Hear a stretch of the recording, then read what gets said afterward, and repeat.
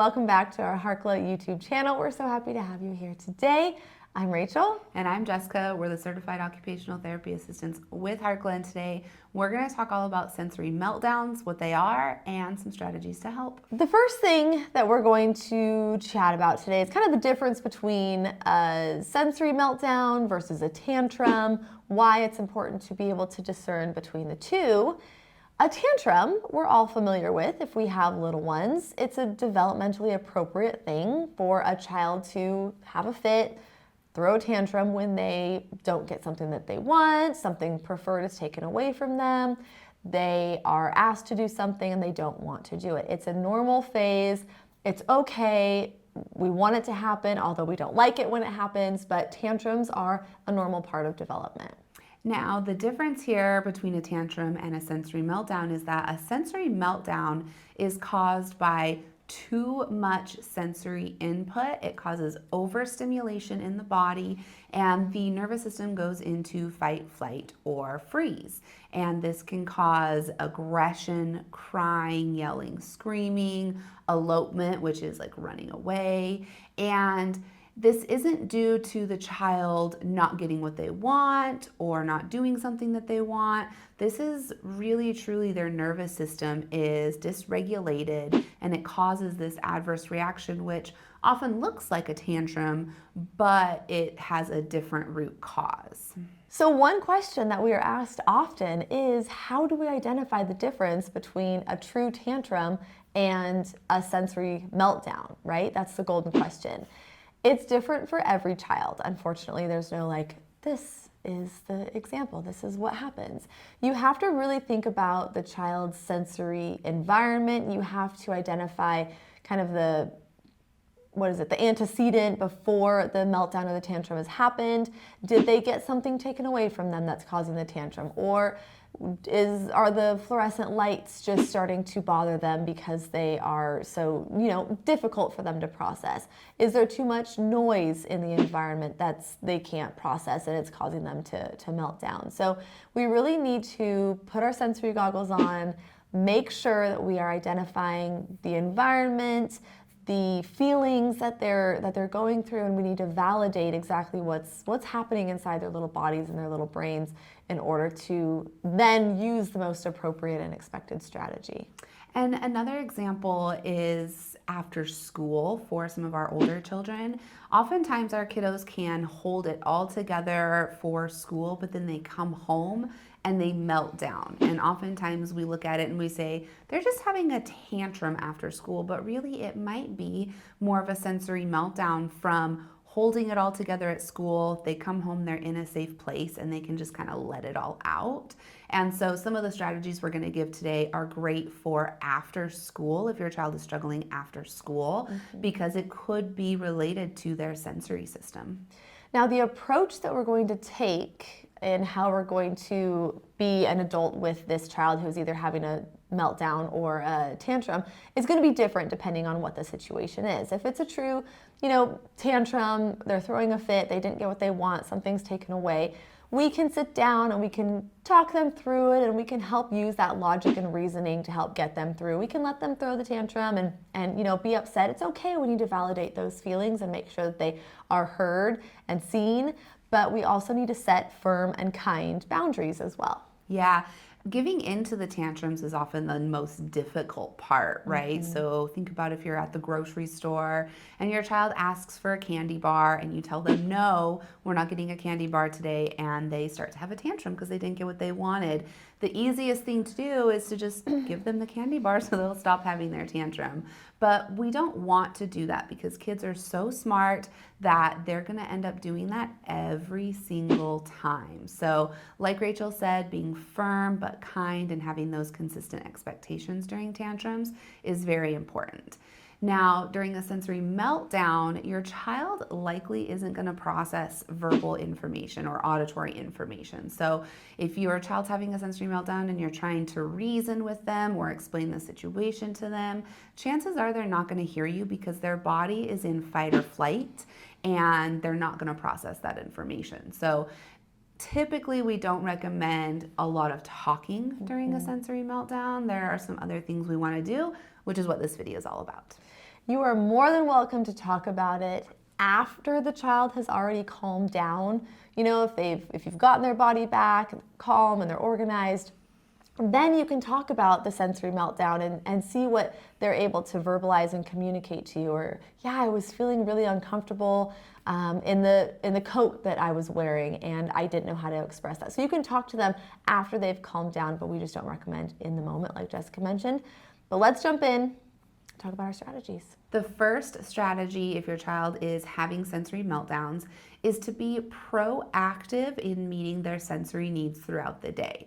So that means you need to take a look at your child's sensory needs. What type of sensory input do they really enjoy? What type of sensory input makes them feel uncomfortable and causes them to go into a sensory meltdown?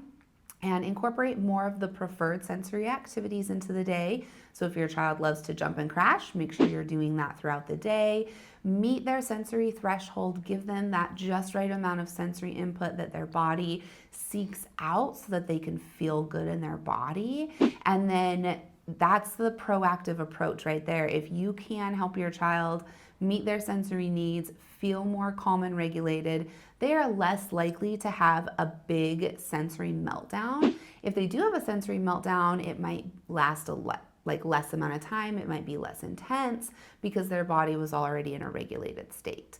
Now, we do have a video on teaching you how to meet the sensory threshold and what that means and how to do it. So we'll link that in the description, because when you get done watching this video, go watch that one so you can understand how to take that proactive approach. Meeting the threshold, that's a key component to what we teach here. And it's just so important to understand that concept, because you can put it into everyday life and every situation. We've got to meet the sensory threshold so that way we can carry on and feel good throughout the day.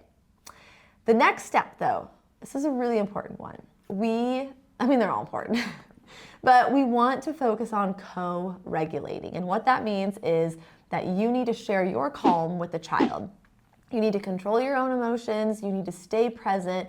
You need to stay green zone, balanced, organized, in order to help them join in on your calm. I'll never forget working with a kiddo one time who was throwing chairs and, climbing under desks and just really upset about a choice and whatever it was. I can't remember what it was at this point. But I just sat on the floor next to him and I was just there with him and calmly would say, I'm here with you. When you're ready, let me know. And I just waited it out. And eventually it passes and they move on, and you can have that conversation with them. But that co-regulation piece is so important because it really does lend your calm to them. And if you're elevated, if you're upset, if you're yelling and screaming, it's only going to elevate them more in that sensory meltdown. Honestly, whether it's a tantrum or a meltdown, this strategy will work for both situations. And if you find yourself going into your own sensory meltdown because of your child's meltdown, they're yelling and screaming and that auditory input kind of sends you into fight or flight, then you need to incorporate some strategies for yourself so that you can co-regulate. This could look like maybe putting on noise canceling headphones so that your child's yelling isn't as loud to you, so you can still be there with them. This could look like grabbing a weighted blanket and putting it on your lap so that deep pressure is calming for you. Could even be just simply taking really deep breaths in through your nose, out through your mouth, to really just help bring your nervous system back down so that you can co-regulate. But that is the first step, is to help make sure that you have strategies for yourself in those moments so that you can then help your child. What's the oxygen mask analogy? Yeah. You have to put your own oxygen mask on first before you can put a child's oxygen mask on, meaning you have to take care of yourself so that way you're here and alive to be able to help the child thrive. So put your oxygen mask on first, meet your sensory needs, and then you can help your child thrive, or your student, or your client, whoever you are watching. The next strategy is to create a calm down corner or a sensory corner in your home that's available for your child. So we have a YouTube video on how to create a cozy corner, sensory corner. So make sure you check out that video. We'll link it in the description. But ultimately, you want a space in your house. It could be a pop-up tent. It could be a little closet that you designate for this. It could be any space in your house that is quiet. Enclosed is best so that it can reduce the visual input of the rest of the room. You could put pillows and blankets in there. You can put, some fun lights in there. Anything that your child likes, different fidgets or books or puzzles or toys that your child really enjoys playing with, put those in there. And having this calm down corner could be a great tool for your child when they go into their fight or flight, their sensory meltdown. Then they can go into their calm down corner, have a quiet enclosed space to just breathe and decompress. The kicker here is you want to make sure that you set this up, you talk about it, you practice it with your child when they are not in that sensory meltdown mode. You want to make sure that you practice, you teach, you model, you repeat, and your child knows that it's an available tool, so that way when they are in that fight or flight state or they're having a big meltdown, you can simply guide them to this corner. You can hold up a visual card. If they want to go in, they can pick that visual card. You can help them go there, and you can be with them. You can sit on the outside of it. You can be near them, co-regulating, and you've practiced and practiced and practiced. Maybe you even have picture cards on the wall or on the side of the tent or wherever you are, so that way they can see what to do, like in order. First, I'm going to take deep breaths, then I'm going to punch the pillow, then I'm going to play with my fidget, then I'm going to use my vibration. And so there's different pictures of them actually doing the activity, and they can see what they look like when they're calm, so they have that visual and they understand what to do. They practiced. This could also be a proactive strategy to have available to use. Maybe your sensory meltdowns are happening after school, and so after school routine now involves the sensory corner that your child can go to immediately after school. They can go in there and decompress, and it actually helps them regulate after school, so the sensory meltdowns decrease. So it could be that daily routine of going into their sensory calm down corner to regulate as a proactive approach to, reduce those meltdowns. The next strategy, we kind of teased in advance and talked about this, but we want to make sure that we're using less verbal communication, less auditory input when the child is having a sensory meltdown. So we're not going to be telling them, hey Johnny, you are in the red zone right now. Let's go to our calming corner.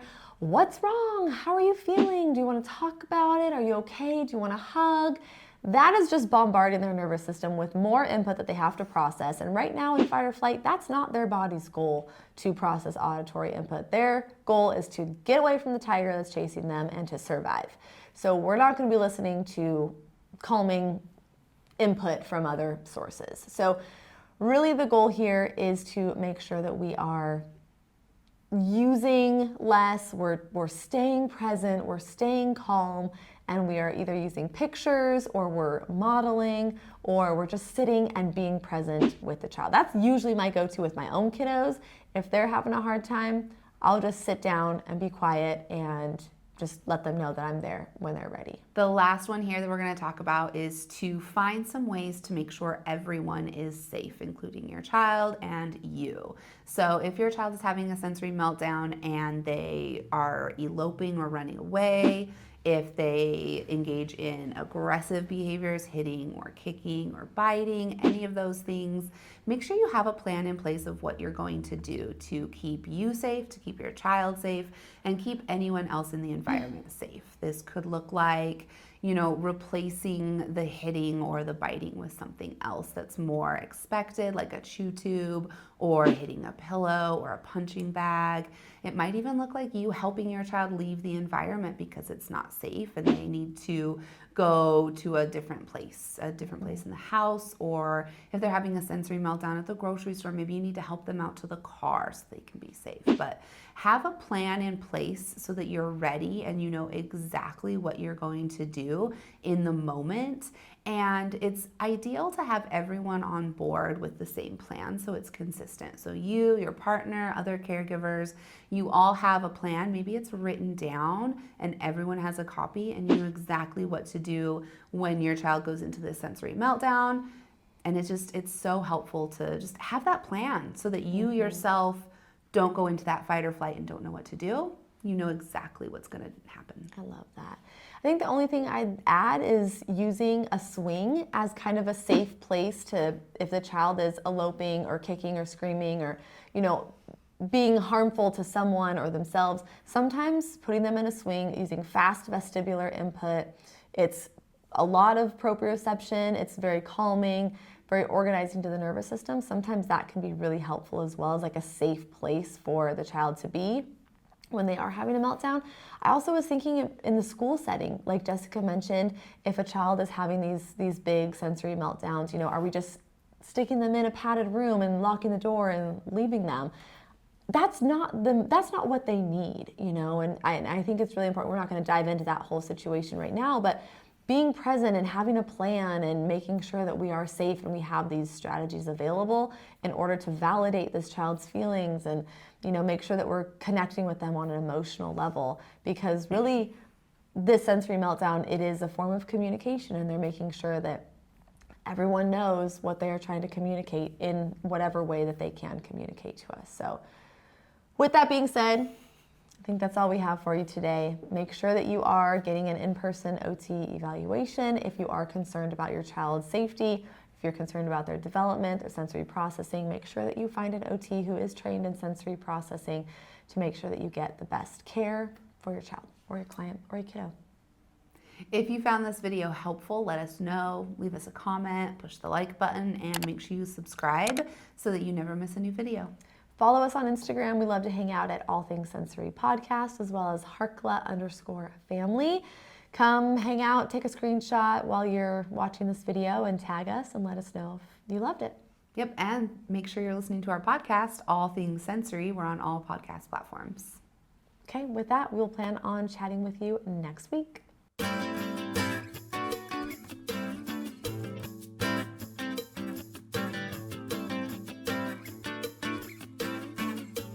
We're so happy to have you. That sounded really fake. Hold on, let me do that again. We're so happy to have you. This is my infomercial. Welcome. Oh no. Okay.